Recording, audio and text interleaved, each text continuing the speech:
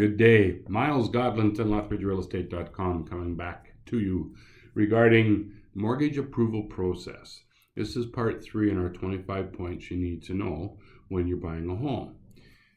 Now more than ever, it's critical that a buyer obtains written mortgage approval, a full pre-qualification approval letter.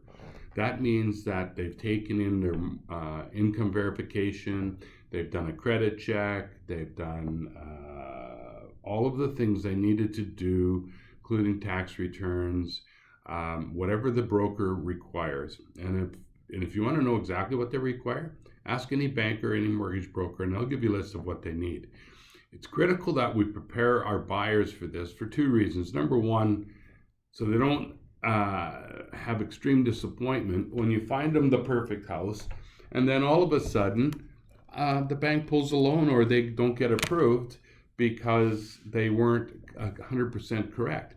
You saw the ads on TV regarding RBC and you can get qualified in less time it takes to make rice.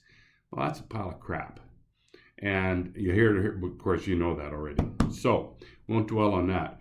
The other important part is, besides the huge devastation they'll feel when the bank turns them down, is it's a strong negotiating tool. Can you imagine going up in competition, and it happens in every market, that you find the perfect house for your clients, and you get the offer written, the next thing you know, the realtor calls you and says, oh, by the way, you're competing. So wouldn't it be nice to be able to walk in with your presentation, and what you need to do is make that pre-qualification letter part of the contract, making a schedule, make an addendum, whatever you need to do, put it into the contract so it needs to be presented. Then you want to make your condition not subject to financing. Forget that clause in the purchase contract. Go down to buyer's additional conditions and put in there, subject to the buyer finalizing their pre-qualification of mortgage approval. It's not even that. Finalizing their mortgage approval within a required time frame. Then when you present the offer, you've got a strong deposit, okay? You've got a very solid qualified buyer. It puts you in the best light. So this is something you really need to focus on, and when you're doing your buyer pre-qualification interview and talk with them on all of the 25 points in our buyer presentation program, you need to emphasize. In fact, I would stop your presentation right there and then, if possible, and make an appointment with a qualified person. And the qualified person should be somebody you know and trust.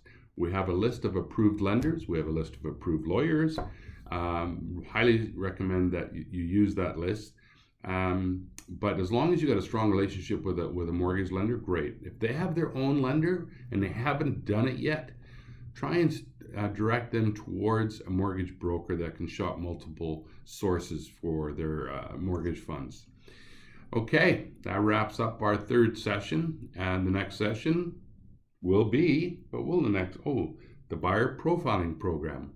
We might even skip over that one because it's pretty simple, but the appraisal process is really important. We'll talk about that next. Have a great day.